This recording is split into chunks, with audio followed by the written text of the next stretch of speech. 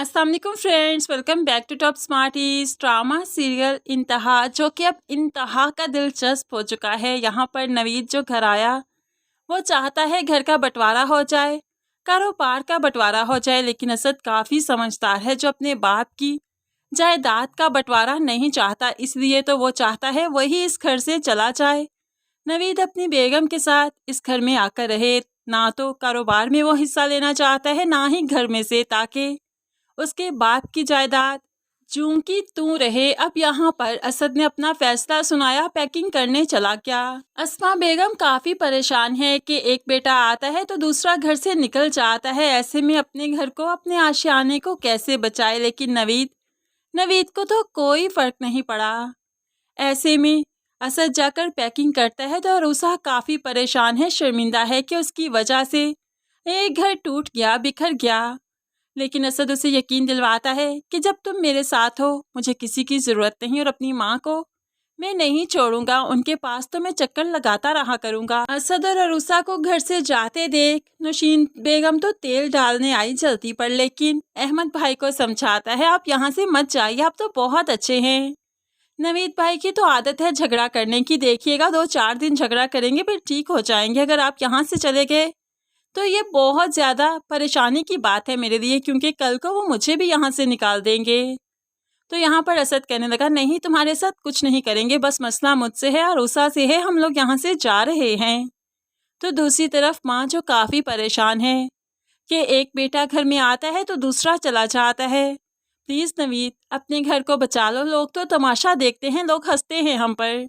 ऐसे में हम ही अगर हंसने का मौका दे दें तो लोगों से क्या ही गिला।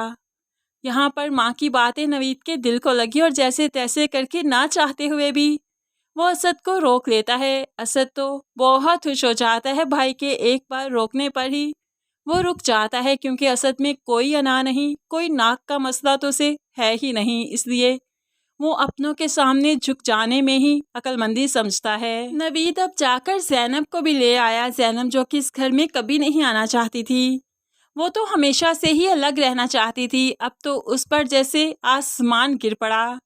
उसको तो बहुत बुरा लगा, लेकिन नवीद के कहने पर उसे यहाँ पर आना ही पड़ा।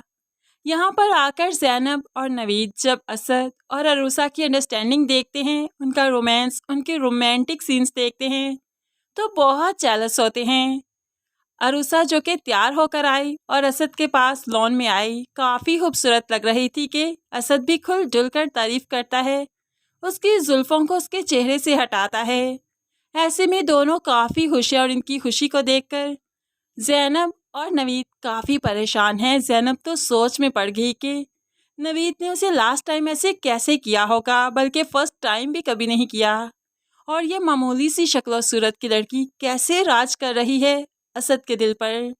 यह चीज़ तो ज़ैनब को काफ़ी परेशान कर रही है। तो दूसरी तरफ परेशानी ये भी तो है कि अरूसा काफ़ी सुघर है, हर मामले में वो काफ़ी अच्छी है। वो तो अस्मा बेगम का दिल जीत चुकी है, हमेशा ही उनके आगे पीछे रहती है, उनकी फ़िक्र करती रहती है, खाने से लेकर मेडिसिन तक उसे हर चीज़ का पता है, हर चीज़ की खबर है। तो यहाँ पर ज़ैनब काफ़ी ज़्यादा परेशान है। नौशीन के सामने कहने लगी ये कुछ ज़्यादा स्मार्ट नहीं बनती फिरती, इतनी बनावटी लड़की है ना, मामा का ख्याल तो ऐसे रखती है जैसे इसकी अपनी माँ हो। तो नौशीन कहने लगी तुम हुक्म तो करो, एक पल में इन्हें एक दूसरे के खिलाफ करके खड़ा कर दूंगी, एक दूसरे को देखना भी नहीं चाहेंगी। तो ज़ैनब मुस्कुरा उठी, क्या वाकई, क्या ऐसा कर सकती हैं आप? तो यहाँ पर नौशीन कहने लगी बस तुम अब तमाशा देखती जाओ, मुझे चैलेंज किया है ना, तो देखो मैं क्या करती हूँ। अरूसा के पास गई तो कहने लगी भाई बहुत बड़ा ज़र्फ है तुम्हारा, जो औरत तुम्हारी माँ की मौत की जिम्मेदार है, तुम उसके साथ कितने अच्छे से पेश आती हो, खाना भी बना रही हो उन लोगों के लिए। तो यहाँ पर अरूसा परेशान हो कि क्या मतलब, अस्मा आंटी मेरी माँ की मौत की जिम्मेदार, भला कैसे हो सकती हैं? अम्मी तो बहुत बीमार थी, बीमारी की वजह से उनकी मौत हुई। और नशीन आंटी आप जानती नहीं शायद, अस्मा आंटी और अम्मी ने तो एक दूसरे को देखा भी नहीं था, उनका कभी मिलाप, कभी आमना सामना भी नहीं हुआ, कभी बात नहीं हुई। तो ऐसे में नशीन कहने लगी बात करने के लिए आमना सामना होना आजकल ज़रूरी नहीं, बातें तो फ़ोन पर ही हो जाया करती हैं। और अस्मा बेगम ने असद के और तुम्हारे चक्कर के बारे में ऐसी ऐसी बातें की थी कि बेचारी तुम्हारी माँ बर्दाश्त ना कर पाए और वहीं पर हिम्मत हार दी, दिल छोड़ दिया, सांसें तोड़ दी। अब तो यहाँ पर अरूसा बेसाहता रोने लगी। क्या वाकई ऐसा है? आप ठीक कह रही हैं। तो नशीन कहने लगी, भला तुमसे झूठ में क्यों बोलूँगी? अब यहाँ पर अरूसा जाकर अस्मा से पूछना चाहती है कि आपने ऐसा क्यों किया, जबकि मुझ में और असद में हमारे दरमियान में कुछ भी नहीं था। तो यहाँ पर वो गुस्से के आलम में अस्मा के पास आती है ताकि उनसे सीधा सीधा पूछ सके और उनसे मालूम कर सके कि उन्होंने ये सब कुछ क्यों किया। लेकिन फिर अरूसा जो काफ़ी समझदार है यहाँ पर आई तो उसे ख्याल आया, ये नशीन आंटी की चाल भी हो सकती है। सज्जल इतनी चालाक है कि अनम का घर तोड़ना चाहती है, तो नशीन आंटी फिर मेरा घर क्यों नहीं तोड़ना चाहेंगी। अब तो अरूसा चुप कर जाती है कि ऐसा नहीं हो सकता। अस्मा आंटी जितनी अच्छी हैं वो किसी का दिल नहीं दुखा सकती। मुझे असद लेकर आया तो अस्मा आंटी ने मुझे कबूल किया, हालांकि वो चाहती तो मुझे धक्के देकर इस घर से निकाल सकती थी। अब यहाँ पर अरूसा की अक्लमंदी कि वो अस्मा बेगम से कोई सवाल नहीं करती और अपना रवैया भी उनके साथ बिल्कुल ठीक रखती है, जो कि नशीन और ज़ैनब को काफ़ी परेशान करता है, उन्हें काफ़ी गुस्सा भी दिलवाता है।